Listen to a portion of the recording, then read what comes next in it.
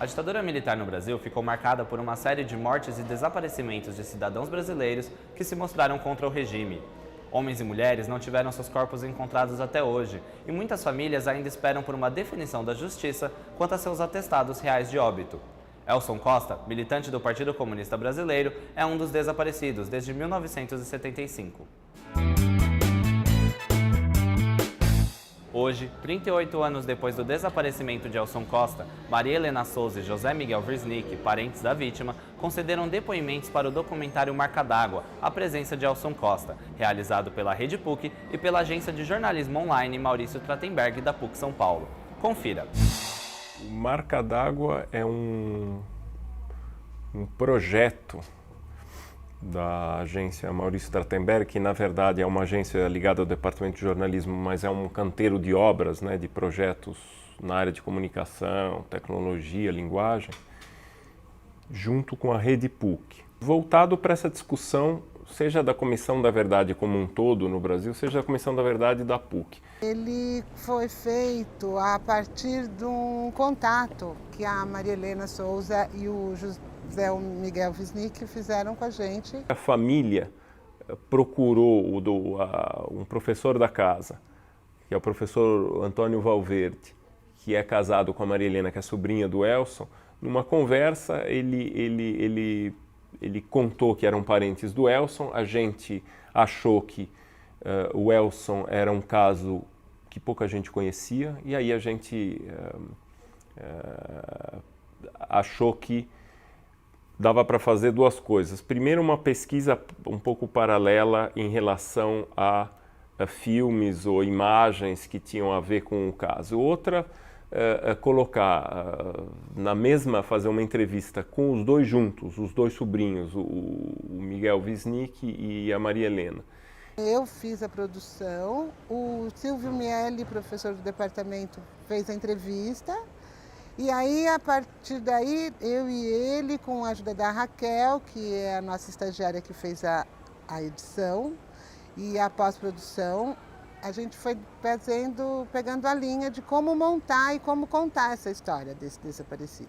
O que a gente queria fazer mesmo no Marca d'Água era sair um pouquinho no campo documental e descritivo e entrar em outras questões, uma questão talvez um pouco mais poética, questão de trazer temas que o personagem sugere e que o momento histórico sugere, mas que não são tão explícitos. Em geral, a gente traça uma figura heróica de alguém que enfrentou o sistema. E, na verdade, o Elson mostra toda uma delicadeza em torno da militância política que também não é muito comum nos personagens. Um homem muito corajoso, que teve um envolvimento pela causa política, que ele era militante do Partido Comunista desde os 17 anos, então teve uma vida inteira dedicada a uma causa.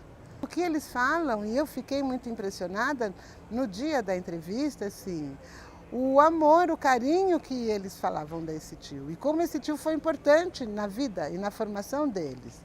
Como são pessoas que têm esse vínculo emocional, né, com o Elson, traz já esse lado mais emocional, pessoal deles. Só que a gente queria não fazer aquele lugar comum que é tirar a parte mais desgastante, né, para as pessoas envolvidas no que aconteceu. A gente queria trazer esse lado mais delicado, assim, não ficar jogando a violência que foi a ditadura civil-militar, sabe? Uma visão íntima, mas que não seja violenta mesmo, tanto para os entrevistados como as pessoas que fossem assistir o documentário. Agora, esse foi um primeiro passo, porque quem for assistir o documentário, quem for assistir o trabalho, talvez não identifique toda essa pesquisa, vai ver pegadas, vai ver tentativas de começar o debate. Né? Tem muita gente que não tem noção do que foi a ditadura e a repressão. Tem gente que tem saudade da ditadura, acha que os militares eles estavam certos, as pessoas não têm dimensão do que aconteceu nesse país nesse período, porque as pessoas desapareciam, elas eram barbaramente torturadas, elas eram desrespeitadas, e isso por quê? Simplesmente porque elas não concordavam com o poder. até hoje você tem milhões de histórias que estão sendo descobertas. Assim. É uma parte da história do Brasil que começa a ser contada. Ter esse contato editando esse documentário e ainda por cima ter essas manifestações faz a gente pensar um pouco mais sobre a nossa atuação política hoje, considerando o que tanta gente já fez no passado.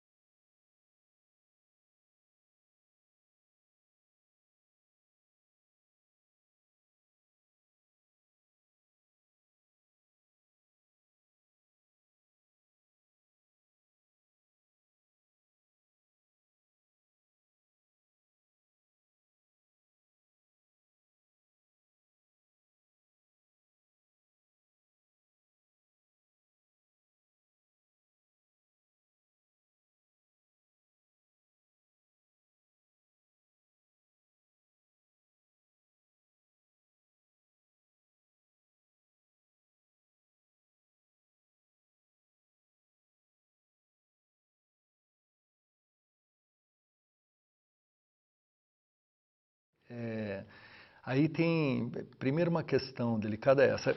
Tem a questão pessoal, familiar e tal, que é importante que esses depoimentos se façam com toda a verdade da pessoalidade, da familiaridade e tal. Ao mesmo tempo, a gente deseja que isso se transforme numa questão que é do país, que é uma questão que transcende, né, as esferas pessoais e que se coloca como a elaboração de um passado histórico que tem que vir à consciência nacional, vir à tona da consciência nacional. Não dá para lembrar dele sem lembrar o que ele era, assim, toda aquela pessoa que era doce. Ele tinha convicção de que a coisa tinha que ser pacífica. Ele tinha convicção, era claro isso para ele. Não era claro para mim, isso para ele era claríssimo. Naquele dia ficou claro. Eu entendi, porque eu achava que era uma acomodação do partidão, tal, mas não era um negócio, era uma convicção dessa coisa que você disse, né, sereno, né? Ele é sempre sereno para dizer as coisas. Dizia, mas com serenidade.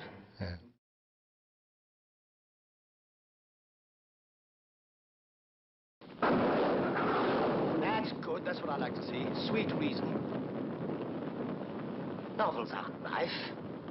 What did Montag hope to get out of all this print? Happiness? What a poor idiot you must have been. This gibberish is enough to drive a man mad. Nothing to say. That's the spirit. That's real wisdom. Isso tudo, eu acho que vai para o nosso tema, no sentido de que havia ali uma divisória entre a opção pela luta armada, não é, e a posição política que não optava pela luta armada. Então, e isso nos anos, quer dizer, isso tem consequências nos anos 70, né? No caso, portanto, a militância do Elson com as gráficas do partido era uma militância contrária à luta armada, né? E essa história, quer dizer, ela mostra bem o que é o aparelho repressor quando ele começa a funcionar, né? E eu estou aqui dizendo isso sem fazer nenhuma distinção de julgamento de qualquer tipo entre quem optou pela luta armada e não. Eu quero dizer apenas que justamente quando, acho eu, essa data de 75 e o modo como as gráficas do partido foram desmanteladas e, no caso, Elson desaparece, né, e é morto pela ditadura, isto é num processo, acho eu, em que, de certo modo, vencidos os focos da luta armada no campo e da cidade, esse aparelho queria continuar matando. Entende? Ele funciona, e isto é justamente aquilo que vai contra o suposto argumento de que eles lutavam o bom combate contra uma luta armada que queria derrubar o regime, porque, na verdade, era um regime não legitimado, não é, que montou esses aparelhos que têm uma lógica própria e que passam a massacrar por uma espécie de pulsão interna, né? E tinha uma coisa que acontecia assim, ela tinha uma visita semanal, onde ela levava comida, levava alguns livros que passavam por censura, mas ela levava o jornal decorado. Ela passava a véspera decorando o jornal, e a gente dizia, conta a notícia. Ela disse, não posso ter a minha interpretação, ele tem que ter a interpretação dele. Então ela decorava o jornal, era uma coisa linda.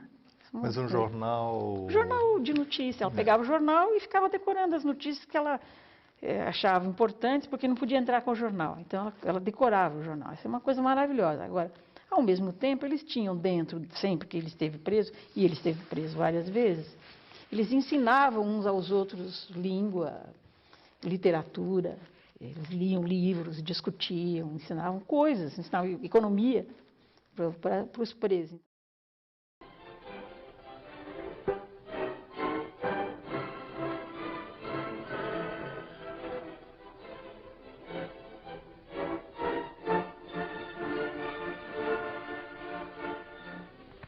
Maior centro operário do país, capital da indústria brasileira, a pujante e progressista cidade de São Paulo se prepara por isso mesmo com a mais intensa vibração para ouvir a palavra orientadora de um grande líder de nossa época. Organizemos, pois, o nosso povo, especialmente as grandes massas trabalhadoras das cidades e do campo, e fazendo uso das grandes armas da democracia, livre discussão, livre associação política e sufrágio universal, marchemos com confiança e audácia para frente, sempre prontos a esclarecer e educar politicamente o povo, a desmascarar e derrotar definitivamente seus inimigos trotskistas, fascistas e quinta-colunistas, sem esquecer jamais a afirmação...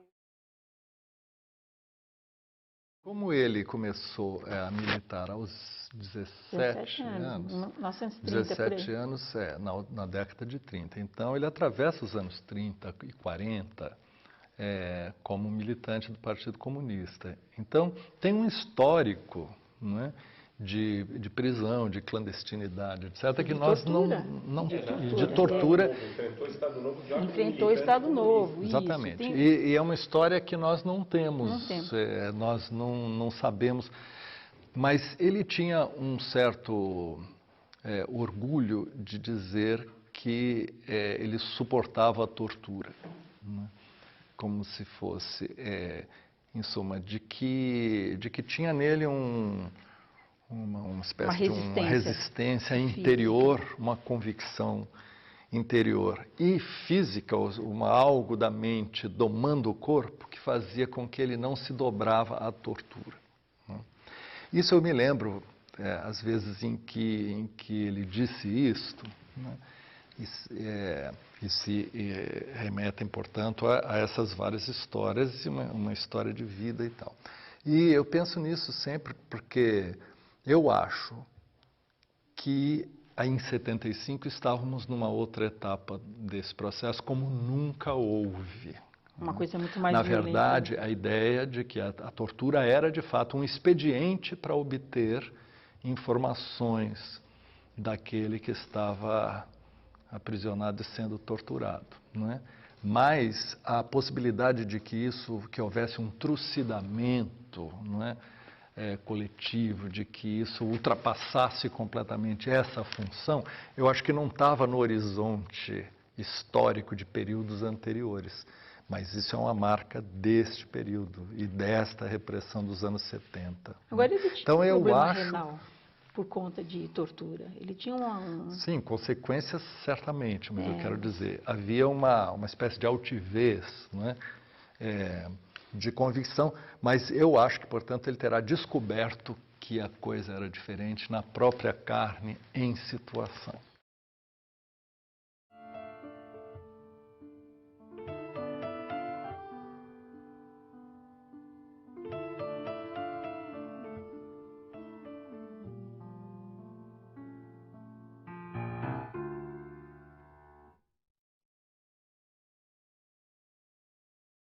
Agora, justamente por isso, a questão que nós estamos tratando aqui, tanto a pessoal quanto a nacional, é incidir na base desse recalque.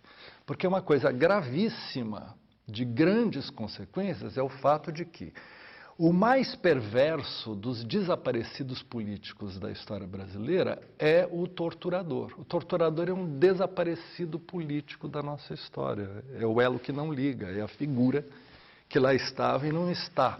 Então, é como se não existisse, por isso tem que rasurar a figura do torturado, do desaparecido, do morto, do mais, porque junto com ela está rasurada a figura do torturador, não é? Então, este é o recalque, não é? E recalcar isso é você deixar numa zona inexpressa, não é? Relações conflitivas que estão na nossa história e que se perpetuam, porque não podem vir à tona, porque é uma espécie de uma síndrome que nós não podemos ultrapassar, né? Então, dar uma dimensão jurídica para isso seria uma elaboração desse processo. Os pobres estão sendo massacrados pela polícia. Eu acho que, assim, teve um consenso da população. A população apoiou a ditadura, como a população hoje apoia a mortandade de presos, de pobres, de bandidos. Eu acho que a coisa se mantém, quer dizer, chegou naquele nível que não podia ter chegado e se manteve. Quer dizer, hoje se tortura, se mata, se enterra, e você não sabe do que aconteceu, a pessoa, se de fato a pessoa é criminosa, se era para ser presa, se não era, mata e acabou. E quem não fugiu, não morreu. Essa é a explicação maravilhosa que estão dando. Eu acho que se manteve, eu acho que tem razão, acho que se manteve sim, infelizmente. Que essa explosão de violência, ela abriu a porta para isso e está aberta. É por isso que precisa fechar.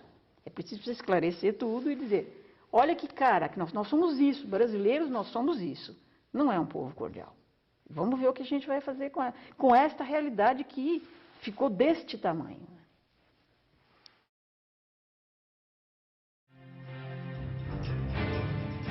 A maior comunidade carioca, a Rocinha, na zona sul da cidade, sofre diante de uma pergunta sem resposta. Todo dia minha filha pergunta, mãe, cadê meu papai? Eu não tenho resposta para dar, eu vou falar para minha filha que o pai dela está viajando. O ajudante de pedreiro, Amarildo de Souza, de 47 anos, desapareceu no último dia 14. Ele foi abordado por policiais militares quando voltava de uma pescaria.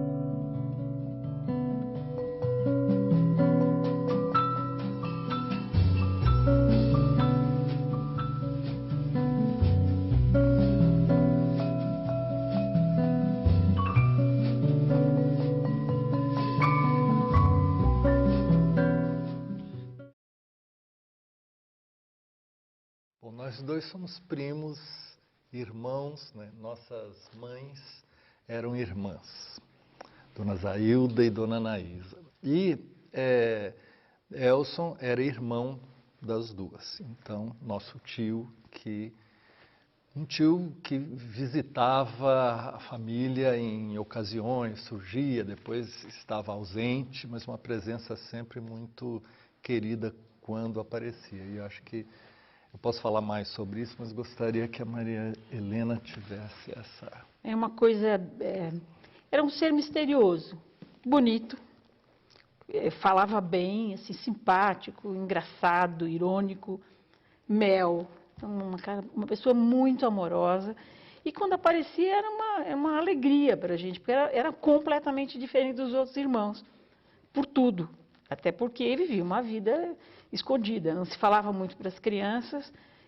Eu comecei a prestar atenção nele um pouco mais velha, até por interesse por política, e aí, assim, explodiu assim, a admiração por aquela pessoa, né, que tinha ideal. Ele entrou no partido com 17 anos, ele morreu com 62 no partido.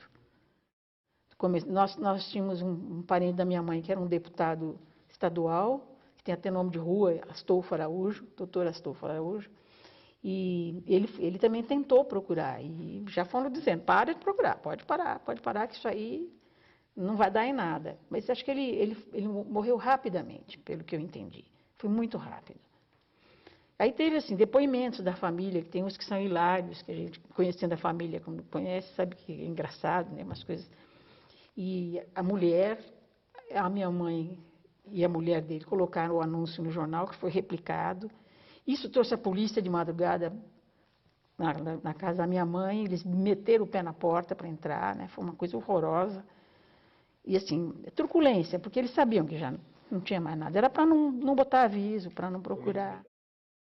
Ela foi assessorada, quer dizer, ela tentou durante... Quando dizem que ela não tentou, eu fico revoltada, porque ela tentou bastante. As outras pessoas, do jeito delas, também tentaram. A gente teve visitas à morgue, visitas a hospitais. Quer dizer que a família não se importou, não é verdade. É um outro jeito de se importar, é um outro jeito pesado, né, mineiro, né, de fazer as coisas um pouco mais devagar, com medo. Estava todo mundo com medo. Todo mundo achava que a coisa ia ficar feia para nós também. Como ficou, mas a família foi atendida, eles sempre tinham umas respostas bem idiotas, perguntas bem idiotas, né? E se tentou durante um certo tempo, e depois, de fato, a gente recuou. Quando se ofereceu aí por volta dos anos 80 a indenização, ela não queria aceitar, a mulher dele. E a gente falou, não, você vai aceitar, nem que se jogue no lixo depois, tem que aceitar, porque na hora que você aceitar, o Estado está dizendo que é responsável, a responsabilidade do Estado, a gente tem que saber.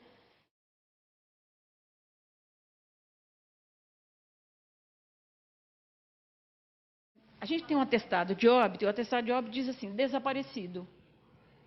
Assim como o Rubem Paiva vai conseguir, assim como o Vladimir Herzog vai conseguir, a gente quer um atestado de óbito verdadeiro, assassinado por tortura.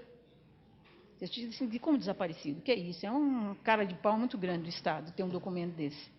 Né? O Estado não é uma pessoa, mas o Estado como jogar sujeira embaixo do tapete, botar todos os móveis em cima e achar que é para ficar bem contentinho, que afinal tem um atestado e ela recebeu essa indenização que ela não usou.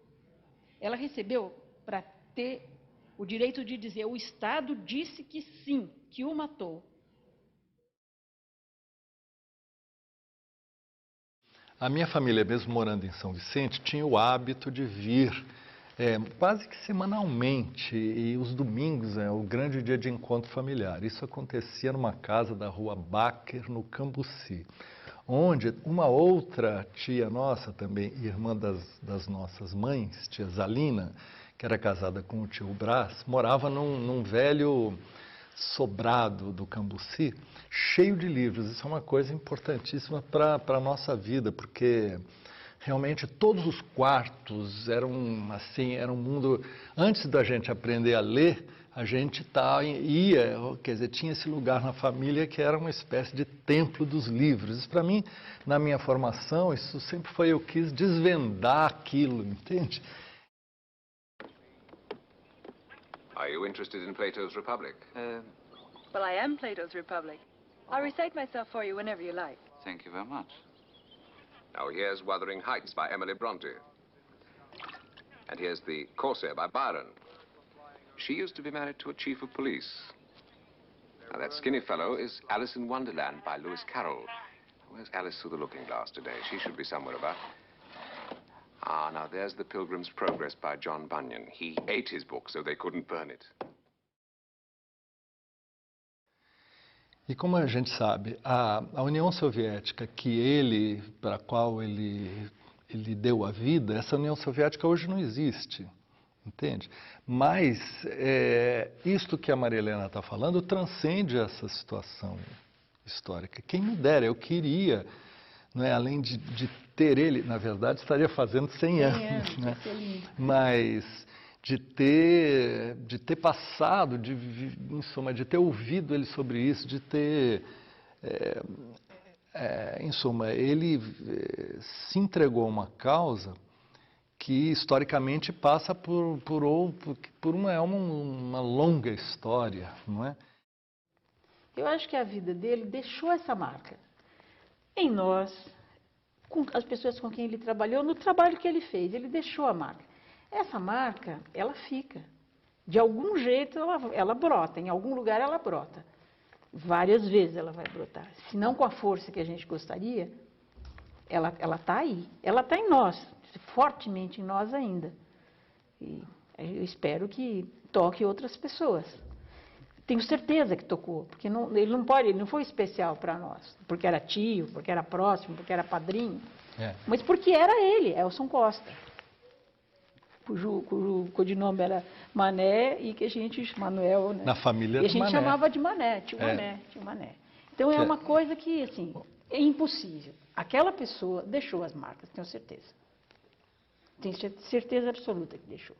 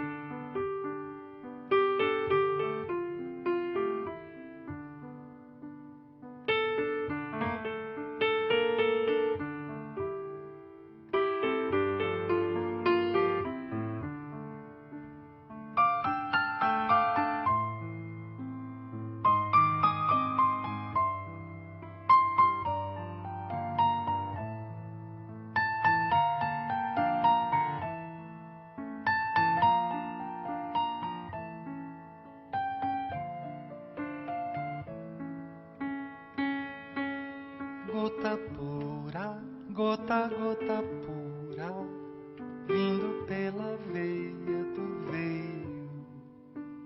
Diamante, diamante duro, cortando cristal pelo meio. Com um beijo eu acordei, outro beijo me dormiu. Depois todo o tempo se seguiu. Todo tempo nos antecedeu, ficou preso e solto por um fio, e esse fio era você. Comunicantes fica por aqui. Até o próximo programa. Tchau!